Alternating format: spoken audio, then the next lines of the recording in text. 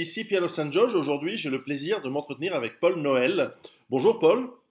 Bonjour Perrault, J'espère merci de que... l'invitation.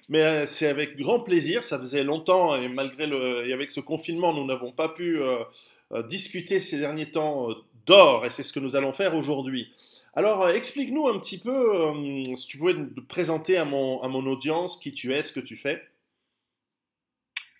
Alors je suis économiste de formation, belge et devenu suisse, puisque je réside en Suisse depuis 25 ans.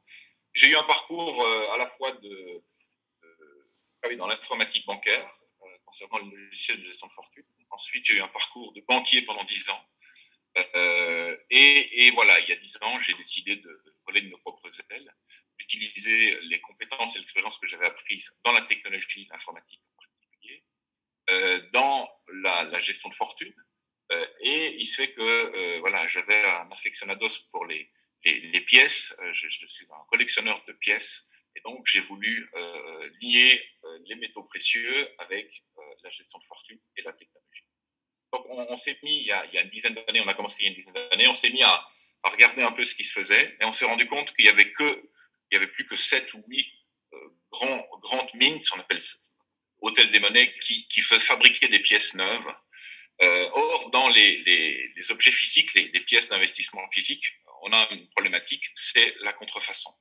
Donc, il y a un risque qu'on n'a pas avec les autres éléments, c'est le risque de manipulation, c'est-à-dire que le risque que le lingot, la pièce, soit à un moment donné manipulé et qu'on se retrouve avec quelque chose qui ne contienne pas que de l'or, mais qui contient du tungstène, puisque le tungstène a la même masse volumique que l'or. Donc, pour ne pas faire prendre ce risque à nos clients, on a décidé d'acheter ou d'investir que dans des pièces neuves. Puis on s'est rendu compte qu'en Suisse, il n'y en avait pas. Parce que les Vreneli, on a fabriqué plus depuis les années 50. La Swiss Mint, voilà, n'émet plus de pièces d'investissement. Et ça ne fait pas partie de son programme. Et donc, on a un peu investigué. On est allé voir la Swiss Mint, on est allé voir les autorités. Et on s'est dit, qu'est-ce qu'on peut faire? Alors qu'en Suisse, on produit 70% des lingots dans le monde, chaque année. Donc, la Suisse est le leader de la fabrication des lingots d'or, d'argent et de platine dans le monde. Donc on s'est dit, on a les métallurgies, on a l'industrie de l'horlogerie, qui est évidemment la précision suisse. On a tout ce qu'il faut en Suisse pour faire quelque chose de magnifique. Alors on est allé voir Swiss Mint. Swiss Mint n'a pas voulu parce que c'était pas dans ses prérogatives que le Parlement lui a donné. Et on a décidé de le faire en privé, avec leur accord bien sûr, et en veillant à faire les choses propres en ordre, comme on dit en Suisse, correctement. Alors, nous avons rencontré Roger Punt. Roger Punt, c'est le célèbre artiste, peintre, graphiste qui a dessiné le passeport suisse. Mhm. Le passeport suisse, c'est le passeport le plus sécurisé du monde. Il est considéré comme le plus sécurisé du monde, grâce notamment à tout ce graphisme de sécurité et tout ce savoir-faire qu'on a aussi en Suisse. Il a aussi dessiné la dernière série des billets de banque français, donc le Saint-Exupéry 50 francs. Et quand je l'ai rencontré, j'ai dit, Roger, tu as fait les plus beaux billets du monde, tu as fait le passeport le plus sécurisé du monde, est-ce que tu peux me dessiner une pièce? Et est venue l'idée de dessiner une pièce avec des micro-lettres, un peu comme sur un passeport ou sur un billet de banque, quelque chose qui soit très difficile à copier. Pourquoi? Parce que la gangrène dans le monde de l'or physique, c'est la copie. Et il y a un pays qui est maître en la matière, c'est la Chine, puisque en Chine, copier est un art. Donc ça fait partie de leur art. La calligraphie, c'est l'art de copier. Donc, on ne peut pas reprocher à un Chinois de faire des copies ou de copier. Ça fait partie de sa culture, de ses traditions, de sa façon de faire, et il excelle dans ce domaine de copie. Donc, on a fait quelque chose qui était très sophistiqué avec tous les savoir-faire suisses. On a durci l'or 24 carats. C'est pour ça que les bijoux, les montres ne sont jamais en 24 carats. C'est parce que le 24 carats est trop mou. Donc, il se griffe facilement, etc. Donc, on a fait tout un travail pour faire quelque chose qui soit très difficile à copier. Et on a mis une technologie qui permet de marquer chacune des pièces qu'on fabrique de façon à pouvoir les identifier. L'identification, c'est ce qui permettrait la traçabilité. Alors, évidemment, on ne trace pas, je ne note pas à qui je vends les pièces que je produis. Elles partent dans un réseau de distribution, elles sont distribuées par des boutiques, et il n'y a pas de traçabilité. Et surtout, l'authentification.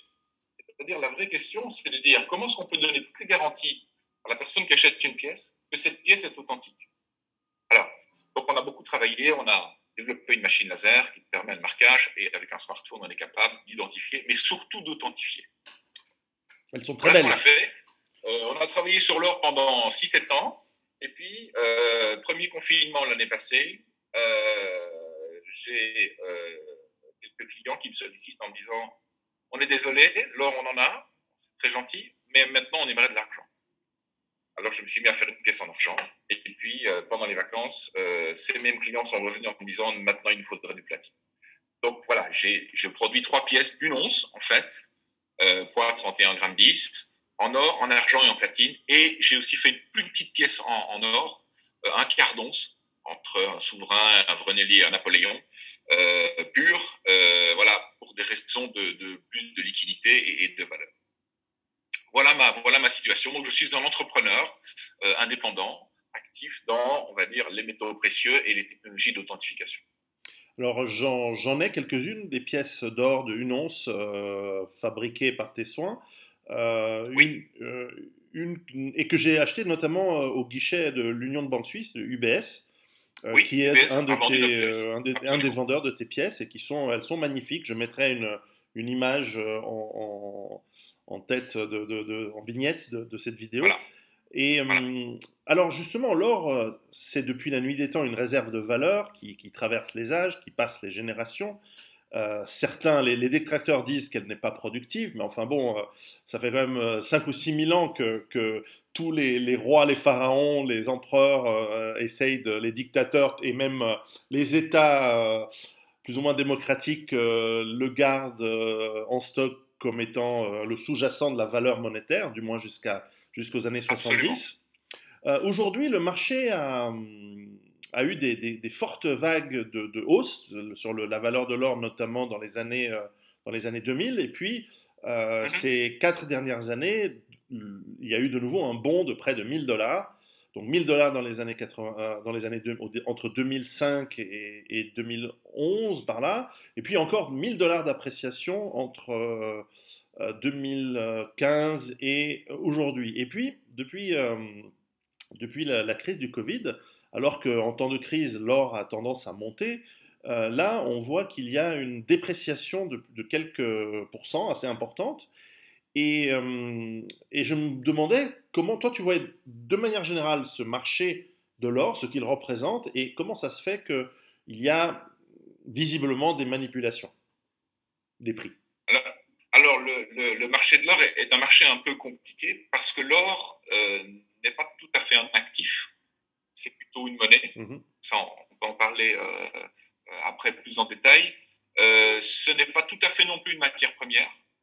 Or, donc l'or a de multiples formes et une multiple nature, ce qui fait que le marché est assez compliqué à comprendre parce qu'on doit prendre l'ensemble des dimensions pour comprendre ce qui se passe. Je dirais d'abord alors d'abord l'or se traite de gré à gré. Ça c'est une première chose.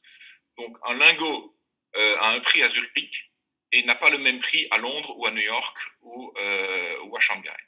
Donc, c'est comme les matières premières, en fait. Hein. Donc, si vous avez un tanker de pétrole, il n'aura peut-être pas le même prix s'il est dans la mer du Nord ou s'il est au Texas ou s'il est quelque part ailleurs. Donc, d'abord, c'est cette notion de matière première. En plus, l'arbitrage est plus compliqué et ça se comprend facilement puisque un lingot à Londres, si je dois le rapatrier pour le livrer à un client en Suisse, ben, je dois payer le transport et l'assurance. Donc, il y a toute une logistique et une notion d'assurance et de flux logistique qui est relativement coûteux pour transporter des matières premières, matières précieuses, qui fait que les arbitrages ne sont pas non plus tout à fait parfaits. Donc, ça, là, je parle du marché physique de l'or. Ensuite, il y a le marché, ce qu'on appelle papier, c'est-à-dire qu'on a évidemment des cours de l'or avec un fixing établi par Londres. Hein, ça a été établi par la famille Rothschild en 1913. Donc, ils ont établi ce qu'on appelle le fixing de Londres, c'est-à-dire c'est un groupe ce sont ce qu'on appelle les bullion banks qui donnent une appréciation de leur carnet d'ordre interne de façon à fixer, donner un prix de référence. Donc ça, c'est ce qu'on appelle le fixing, le cours papier. Et c'est ce cours qui est utilisé par toute une série d'instruments financiers, qui sont des fonds qui répliquent d'or, mais aussi, surtout, troisième volet du marché de l'or, le marché des dérivés. Il y a un marché très important des dérivés sur l'or, les futurs, les options et autres, qui et évidemment est accessible par les grands spéculateurs, les grandes banques ou les gens qui ont besoin de se couvrir, comme les mines par exemple, qui veulent vendre à terme leur production. Ce marché est vraiment, vraiment très important et ce marché fonctionne avec le prix du fixing, le prix de leur papier en sous-jacent. Alors, les marchés ont des façons différentes de fonctionner. Nous, en Occident, on aime beaucoup utiliser le marché papier, s'appeler aux banquiers puisque les actifs restent au niveau de leurs avoirs sous gestion. Et donc, on évite, entre guillemets, comme sur le marché du dérivé ou le marché du papier, on évite de devoir faire les livraisons et les exécutions aussi parce que ça a évidemment un coût.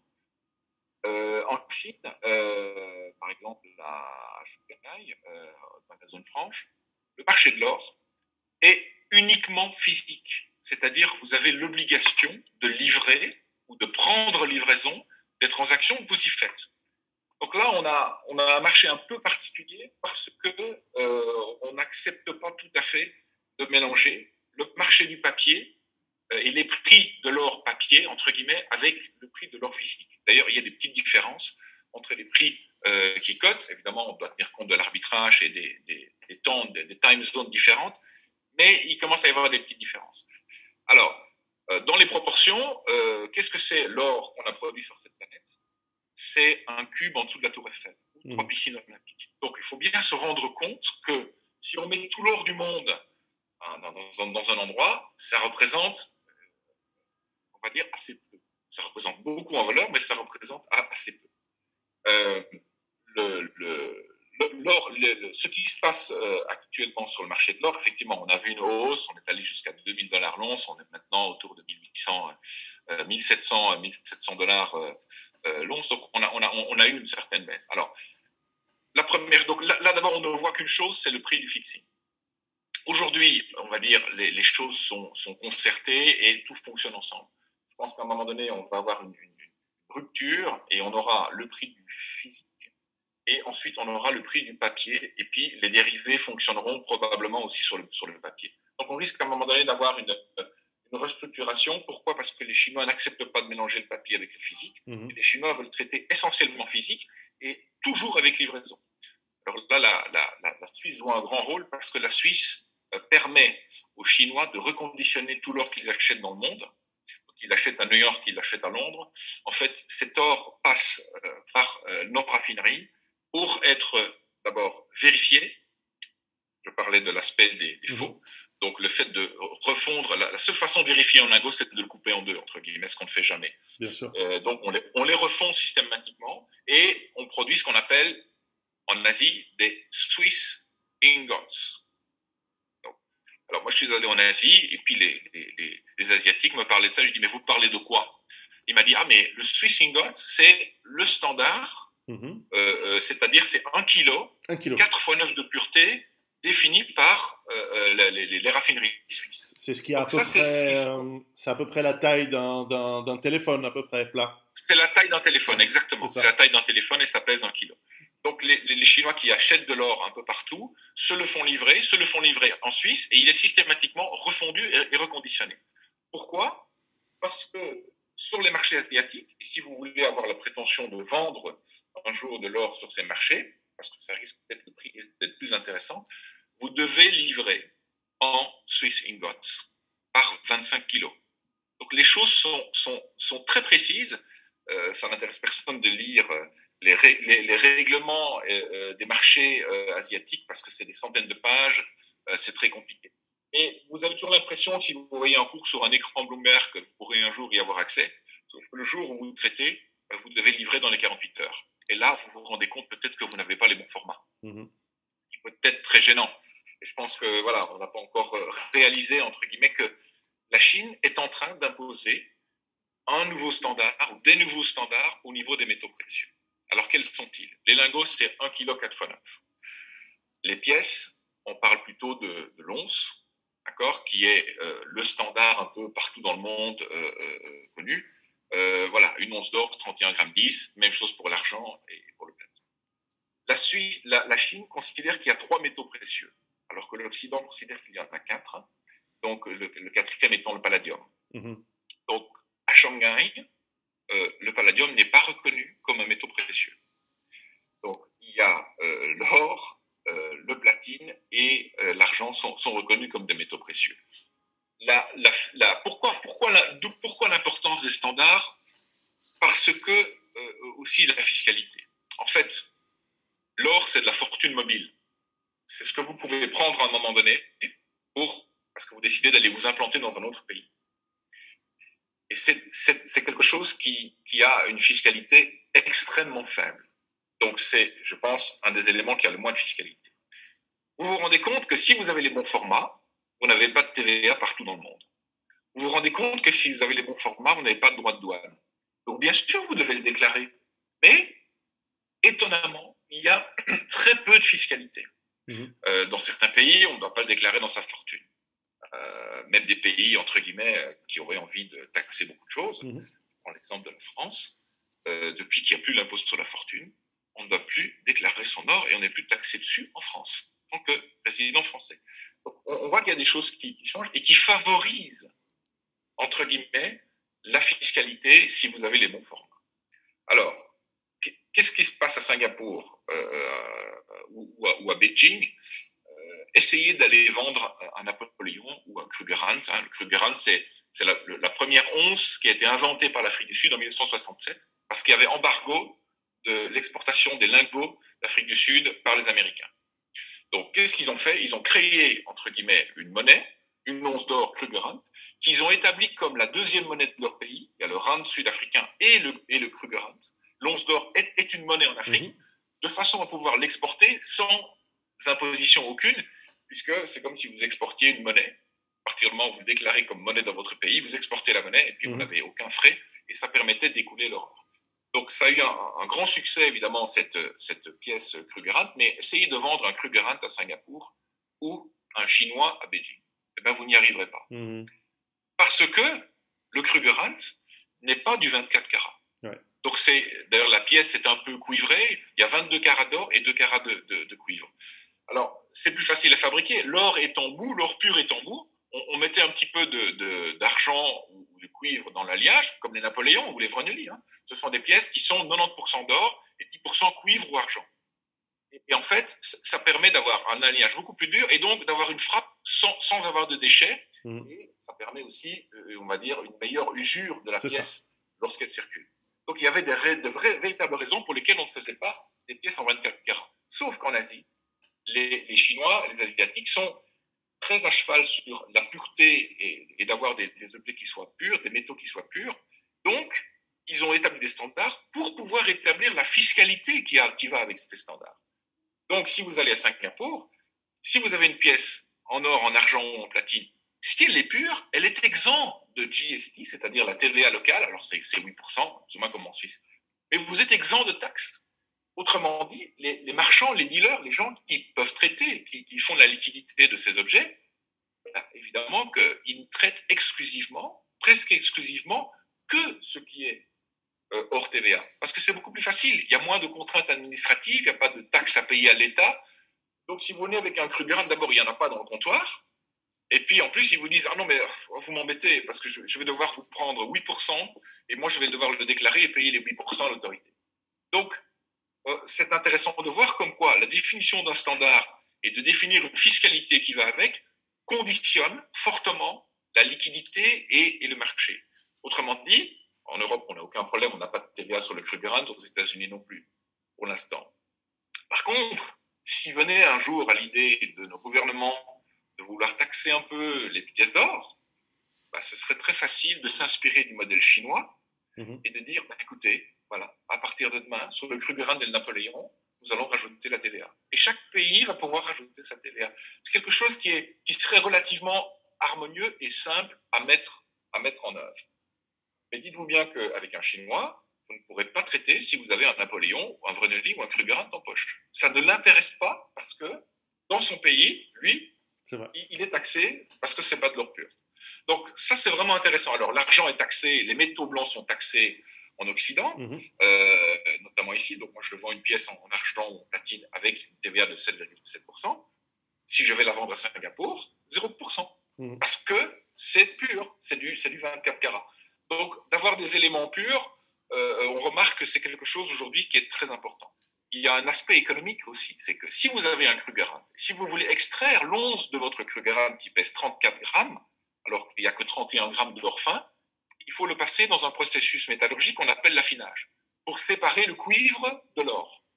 Donc il y a une vraie raison aussi économique pour laquelle le 24 carats est privilégié, c'est que le 24 carats, vous avez la matière pure. Et vous ne devez pas l'affiner pour en extraire, entre guillemets, sa valeur. L'autre aspect, c'est un aspect industriel. Si vous voulez, on sait que les réserves d'argent existent encore pour quelques dizaines d'années, mais pas plus. On ne recycle pas la moitié de la production d'argent annuelle. Si vous voulez vendre l'argent à quelqu'un qui veut faire des panneaux photovoltaïques, quelqu'un qui veut filtrer de l'air ou de l'eau avec son charbon actif parce que l'argent est bactéricide, il ne vous achètera que de l'argent pur, puisqu'il n'aura qu'à le fondre pour produire ce qu'il a besoin de faire. Si vous lui donnez une pièce qui n'est pas pure, il va devoir d'abord le passer à l'affinage, séparer le nickel, le zinc et différents aspects du cuivre qui se trouvent dans l'alliage pour en extraire l'argent pur. Et avec l'argent pur, il fait des choses de précision et des choses comme des panneaux photovoltaïques performants. Il filtre l'eau beaucoup plus performant s'il sait greffer de l'argent pur sur son charbon actif. Donc, on constate aussi, sur le plan économique, qu'il est important d'avoir de l'argent pur. Maintenant, on ne faisait pas les pièces en argent pur il y a 10 ans ou il y a 20 ans, ou très peu. Pourquoi? Parce que les anciennes pièces en argent que nous avions dans les familles, les 5 francs suisses ou les 10 francs Hercule en France ou le Léopold II en Belgique, étaient des pièces avec un alliage parce que l'argent s'oxydant, évidemment, on lui mettait un alliage pour ne pas qu'il s'oxyde trop vite. Donc, on avait des pièces à 90% d'argent et 10% d'autre chose. Alors ça, c'est intéressant parce que c'est des pièces connues de tout le monde. Donc, d'un point de vue liquidité, si vous vous trouvez dans un village de 250 personnes en Savoie et que vous voulez avoir quelques pièces d'argent en disant « on ne sait jamais si demain je n'ai plus accès à ma banque et que je n'ai plus suffisamment de liquidité, comment est-ce que je vais faire pour aller payer mon pain ou pour faire le plein de ma voiture ? J'ai peut-être quelques pièces d'argent qui pourraient convenir. » Oui, à ce moment-là, vous devrez plutôt avoir une pièce de 10 francs Hercule. Pourquoi? Parce que tout le monde dans le village, il y en a dans toutes les chaumières, presque dans toutes les chaumières, et c'est quelque chose qui est inscrit dans la mémoire collective et populaire. Donc, il faut toujours regarder aussi, en fonction d'où vous êtes, qu'est-ce qui a circulé dans le passé et qu'est-ce que les gens ont un peu dans leur chaumière en termes de pièces. Pourquoi? Parce qu'entre deux individus avec une pièce, vous pouvez avoir une bonne indication de la véracité, de l'authenticité de l'objet, simplement en la faisant sonner et en la pesant. Donc, c'est la définition de la monnaie. Elle est sonnante et trébuchante. Ce qui veut dire que si je fais sonner une pièce de 10 francs Hercule et une autre pièce de 10 francs Hercule, si elles ont le même son, elles ont le même alliage. Il n'y a pas besoin de savoir, d'être musicien, de reconnaître les sons de toutes les pièces. Mais simplement, c'est quelque chose de très primitif qui consiste à dire, moi, si j'ai une pièce de 10 francs Hercule dans ma poche, et si tu m'en présentes une, je peux faire sonner la tienne et la mienne. Je sais que la mienne est vraie. Si les deux ont le même son, elles sont probablement vraies. Ensuite, je regarde, parce que une pièce est ouvragée, contrairement à un lingot qui est un morceau de métal brut. Et ensuite, je la mets sur la balance. Et en faisant ça, je peux déjà me faire une très très bonne idée de savoir si la pièce est authentique ou pas. Alors que le lingot, je dois le couper en deux pour voir s'il n'est pas fourré au tungstène à l'intérieur. Et entre guillemets, je n'arriverai jamais à le faire sonner. Donc, le lingot, c'est la prérogative des banquiers. J'insiste. Donc, si vous n'êtes pas banquier, vous n'avez pas besoin d'acheter des lingots, à moins que vous vouliez l'utiliser sous forme de garantie pour avoir un financement pour développer une activité. Donc, l'usage pour les individus privés des lingots, c'est de le déposer en garantie à la banque, parce que c'est ce que la banque préfère comme avoir d'obtenir comme garantie, c'est des lingots. Donc aujourd'hui, les banques ne veulent plus vous en vendre. Tu as bien vu avec l'UBS, si tu as connu ce guichet à la rue de la Coraterie, ce guichet n'existe plus maintenant. Donc même chose à Bâle et à Zurich. Donc voilà, on essaie de restreindre un peu l'accès au grand public de ces choses. Par contre, c'est ce que le banquier préfère obtenir comme garantie, c'est un lingot d'or. Parce que lui, il travaille avec ce qu'on appelle des lingots. Mais dites-vous bien qu'avec un lingot, vous avez besoin de ce qu'on appelle un tiers de confiance pour valider une transaction que vous voulez faire avec quelqu'un. Et puis, et puis le lingot aujourd'hui, il vaut 50 000 francs suisses. C'est très compliqué à transporter. Pas de le mettre dans sa poche, mais ça représente beaucoup de valeur. On doit le stocker à un seul endroit, et puis si on a 3 enfants, on ne va pas le découper en 3 pour en donner un morceau à chacun de ses enfants. Donc on a aussi un problème de divisibilité et de liquidité. Les pièces sont faites vraiment pour les individus, et c'est légitime pour un individu d'avoir une pièce en main, de pouvoir la traiter, et surtout, il peut traiter avec un autre individu. La valeur est beaucoup moins risquée, c'est ouvragé, et ça a toujours circulé entre les hommes, quel qu'il soit, et on n'a pas besoin de parler la langue de son interlocuteur. On peut faire une opération avec un Chinois, avec un Inuit ou avec un Indien en Amazonie, avec une pièce en or, sans devoir se parler. Donc, on a un peu oublié ces fondamentaux, mais les pièces, c'est sonnant et trébuchant. Il n'y a pas besoin non plus d'avoir une table en marbre, ça sonne sur n'importe quoi sur une table en bois. C'est sonnant et trébuchant, et ça permet d'avoir une certaine assurance de ce qu'on fait avec et de pouvoir l'échanger entre deux individus sans un tiers de confiance. Alors, vas-y, excuse-moi. Pardon, je n'ai pas répondu à ta question. La situation actuelle, donc, déjà, on a différents marchés. Et puis, il faut voir un peu les grands enjeux. Donc, la Chine, d'abord, la Chine est devenue le premier producteur d'or au monde depuis quelques années et évidemment n'exporte rien. Et en plus d'être le premier producteur d'or du monde, ils importent énormément. Alors ça, on le voit, puisqu'on voit une partie de ces flux passer en Suisse parce que les Chinois veulent les reconditionner et les vérifier. Ensuite, il suffit de regarder les statistiques douanières du port de Hong Kong pour vous rendre compte de ce qui, ces dernières années, est rentré en Chine. Alors, donc la Chine a beaucoup accumulé parce que la Chine veut établir un régime fort et veut asseoir sa monnaie sur un plan international. Voilà, depuis 50 ans maintenant, 71, on a décroché les monnaies de parties de garantie en or, donc suite aux événements historiques qu'il y a eu. Donc on est dans un régime de change flottant, et le dollar, évidemment, domine le monde aujourd'hui des transactions et est la monnaie de référence pour les banquiers centraux. Alors, le problème qu'on a aujourd'hui, je pense, planétaire, c'est le problème de l'endettement, en fait. On a un énorme problème, c'est qu'on a un endettement gigantesque, public et privé, et cet endettement, on ne va pas pouvoir le passer à la génération suivante. Donc ça, c'est quelque chose auquel il faut se rendre compte, et on aimerait résoudre ce problème d'endettement. Alors, dans l'histoire, quand on arrivait à des niveaux d'endettement moindres d'ailleurs, on s'est toujours retrouvé face à on va dire, un conflit, une guerre mondiale, qui a permis de faire un reset, hein, donc on a remis un peu les compteurs à zéro.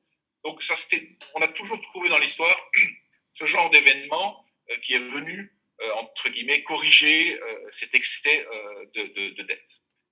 Aujourd'hui, on a dépassé de loin, largement, ce qu'on avait déjà vécu dans l'histoire, toute histoire confondue depuis 6000 ans. Et on a un niveau d'endettement absolument colossal et on n'a aucune idée de comment le résoudre.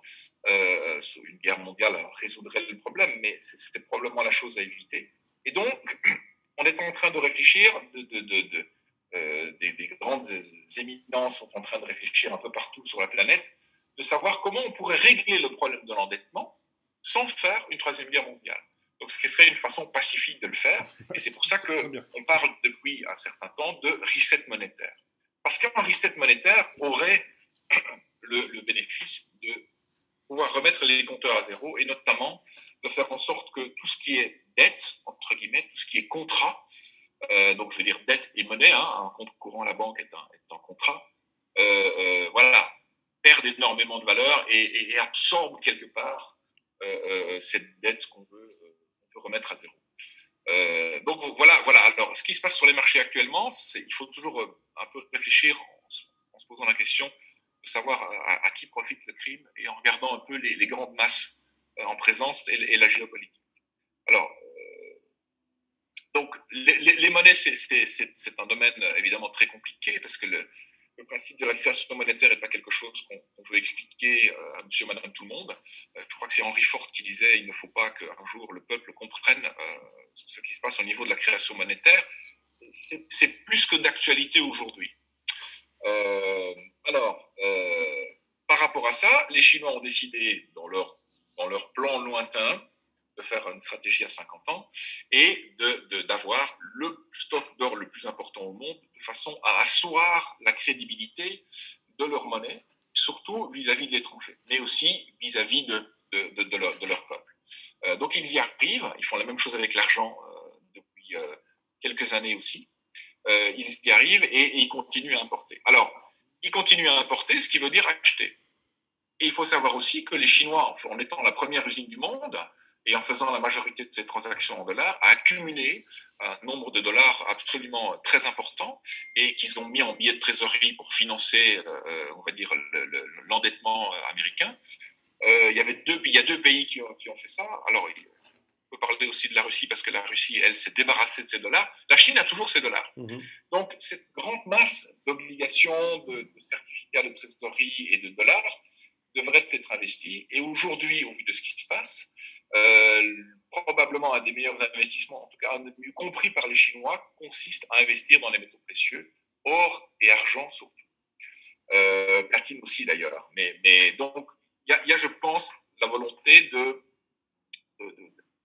d'acheter et d'acquérir des métaux précieux physiques et de les importer en Chine. Pour ça, il ne faut pas que le cours soit trop haut.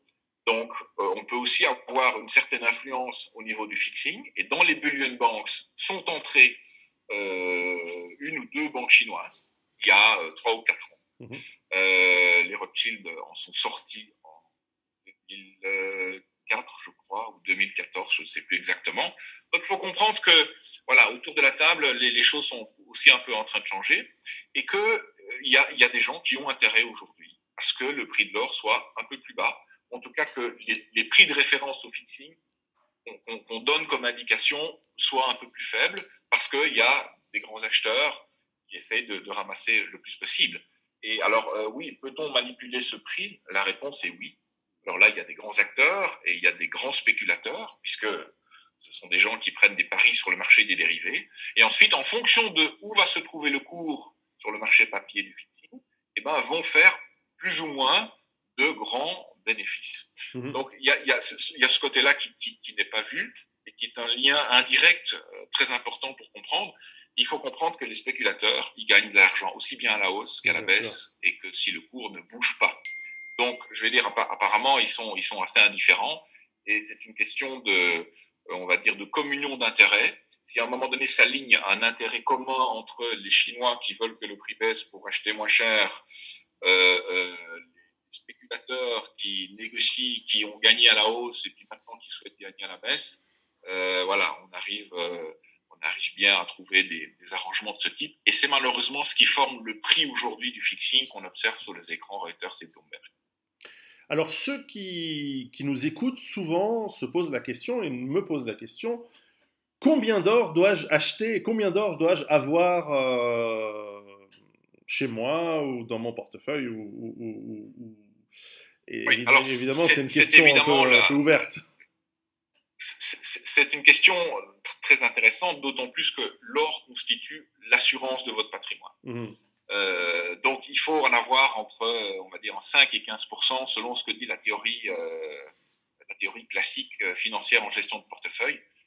Comme, voilà, ça vous donne une certaine diversification et ça vous permet de passer les crises, on va dire, les crises habituelles étudiées par cette théorie. Sauf que là, on est un peu à la veille d'une crise qui n'est pas conjoncturelle, mais qui est structurelle. On va avoir de très, très grands changements. Et pour passer dans une crise structurelle avec probablement un reset monétaire, c'est-à-dire une crise de nature monétaire, à ce moment-là, la seule chose qu'il vous faut pour protéger votre patrimoine et pour traverser ce genre d'orage, de tempête, il vous faut de l'or physique et il faut qu'il soit, si possible, stocké en dehors du système bancaire. Alors, certains vont jusqu'à 25% aujourd'hui. Je ne pense pas qu'il faut exagérer et je ne pense pas que la réponse, elle est relative. C'est-à-dire que la première chose, et c'est bien un domaine dans lequel toi, tu donnes énormément de conseils, Pierrot, et tu excelles et tu réfléchis énormément. Je crois qu'il y a d'abord une sorte de réponse absolue et puis une réponse relative à son patrimoine. La réponse absolue, c'est d'avoir un minimum qui vous permette de continuer à consommer, de continuer à vous nourrir, de continuer à vous loger, à vous chauffer et à vous protéger pendant 3, 6 mois, une année. Pour ça, il vous faut un certain nombre de choses. mais qui ont une caractéristique particulière, alors qui sont bien sûr authentiques. La fiscalité, dans ce cas-là, est moins importante, puisque ce qui vous intéresse, c'est que ce que vous avez soit accepté par la personne avec qui vous allez devoir traiter. Que ce soit pour acheter un pain, pour faire un plein d'essence, pour payer un logement, peu importe. Donc là, vous avez besoin, vous devez réfléchir en termes de ce que coûtent un peu les choses, mais je crois que la réponse là, elle est absolue. Ça veut dire que j'ai besoin d'avoir un tube de 50 Vreneli, j'ai besoin d'avoir des pièces, des 5 francs suisses en argent, par exemple, j'ai besoin d'en avoir 3 tubes, 5 tubes, une centaine de pièces. Donc, voilà, ça, c'est des questions, mais qui dépendent aussi d'où vous allez aller. Parce que si vous prévoyez de vous isoler ou d'aller dans une BAD qui se trouve dans telle ou telle région, informez-vous sur ce qui a circulé dans la région, ce qui est connu et ce qui est connu par la population que vous allez côtoyer, c'est-à-dire la mémoire collective.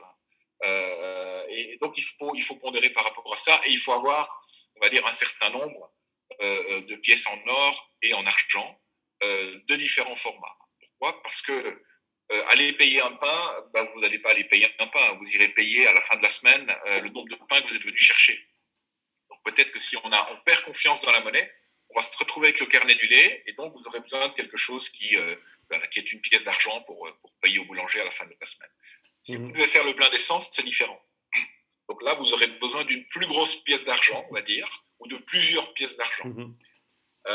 Si vous voulez acheter un cochon chez un paysan, là, il faudra sortir une pièce.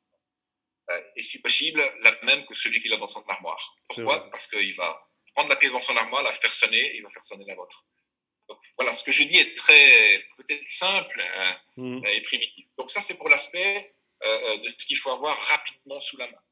Ensuite, par rapport à son patrimoine, si on veut garder la valeur de son patrimoine et le reconstituer après le grand reset ou après la crise structurelle, là, il faut compter. Aujourd'hui, je dirais un seul chiffre, c'est 10% de son patrimoine. Mais de son patrimoine global, c'est-à-dire considérer son patrimoine immobilier, sa maison, et son patrimoine, entre guillemets, ce qui est déposé à la banque, ce qui est sous forme de titre. Donc, 10% est un bon chiffre, sachant qu'on a deux catégories d'actifs. Il y a ce qui est à la banque et il y a ce qui est, entre guillemets, tangible. Et je dirais que dans le tangible, il y a ce qui est au soleil et il y a ce qui est à l'ombre. Je m'explique. Vous avez une maison, elle est au soleil. Ça veut dire que demain, on vient frapper chez vous, on dit c'est à vous la maison, c'est à vous l'immeuble de 3 étages. Très bien, écoutez, ça vaut autant, on va vous demander de payer 20% de taxes. Donc ça, c'est l'État peut avoir ce qu'on appelle une rage taxatoire et vouloir justement vous faire contribuer au reset monétaire et à la suppression des dettes parce que vous êtes propriétaire, parce que vous avez un bien, en vous faisant contribuer. Le problème, c'est que si vous devez vendre la maison ou l'immeuble au moment où on vous demande 20% de la valeur, probablement qu'à ce moment-là, le marché immobilier, ça très mal et que vous devrez la vendre à la casse. Donc de nouveau, alors c'est l'idée de l'assurance, c'est quelque chose que vous avez à Londres, parce que vous pouvez voyager avec, vous pouvez faire ce que vous voulez avec, et si pour payer les 20% qu'on vous demande sur votre maison, vous pouvez sortir une ou deux pièces d'or qui ont une valeur très élevée, à ce moment-là, vous pourrez garder ce que vous avez au soleil. Ça, c'est très important, et c'est en ça qu'on illustre la notion d'assurance, en fait. C'est vraiment avoir des pièces d'or, des pièces d'argent pour pouvoir traiter, mais aussi pour pouvoir faire valoir de payer un impôt ou simplement de demander un crédit à la banque. Parce que vous dites, j'aimerais reconstruire mon entreprise, j'aimerais investir, j'aimerais que mes enfants puissent faire une maison, etc. Vous avez des garanties, monsieur? Oui, j'ai des garanties. Voilà. Et alors, il y a un phénomène aussi qu'on oublie peut-être, c'est qu'en période de crise, on voit des primes se développer sur les pièces, ce qu'on ne voit pas sur les lingots. Donc, le lingot reste un morceau de métal qui a son poids et sa pureté. Une pièce, parce qu'elle va être fort demandée, va avoir tendance à avoir une prime, c'est-à-dire que vous allez payer plus que sa valeur en or, et vous allez aussi pouvoir la revendre plus que sa valeur en or. Donc, ce que vous devez comprendre aussi en tant qu'investisseur, c'est que bien sûr, vous payez plus cher d'acheter une pièce pondérée par le poids de l'or qu'un lingot. Donc, les pièces sont plus chères, mais c'est une sorte de prime de liquidité et un potentiel de plus-value pendant une période de crise très important. Je rappelle que Napoléon, pendant la guerre 40-45 à Paris, avait une prime de 1000%. 1000%. Alors vous êtes sûr que vous voulez acheter un lingot parce qu'il est moins cher? Vous allez faire quoi avec votre lingot pendant la guerre? Si une guerre arrive, probablement pas grand-chose, parce que vous aurez besoin d'un tiers de confiance pour le traiter. Et en plus, ce sera probablement interdit. En plus. Et il y a ce qu'on peut interdire et ce qu'on ne peut pas interdire. Les pièces sont des choses assez naturelles. Il y en a dans toutes les maisons. Donc, il faut se rappeler Roosevelt lors de la confiscation de l'or aux États-Unis. Alors, ça n'a pas eu lieu qu'aux États-Unis, donc certains ont pu y échapper. On sait où ils sont allés.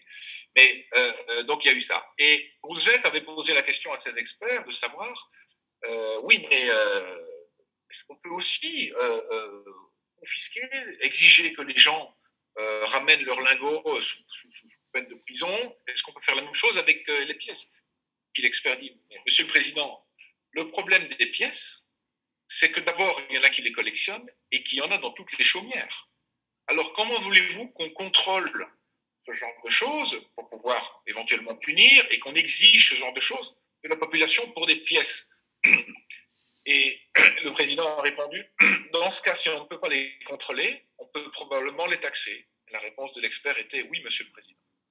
Donc, je crois plutôt, à un moment donné, qu'on risque d'avoir, en période de trouble, la mainmise des gouvernements, des États et des banquiers centraux pour garder l'or dans les systèmes bancaires. Et eux, ils en ont besoin. Ils en ont besoin au niveau des banques centrales, ils en ont besoin aussi au niveau des banques et dans les bilans, ils en ont bien besoin.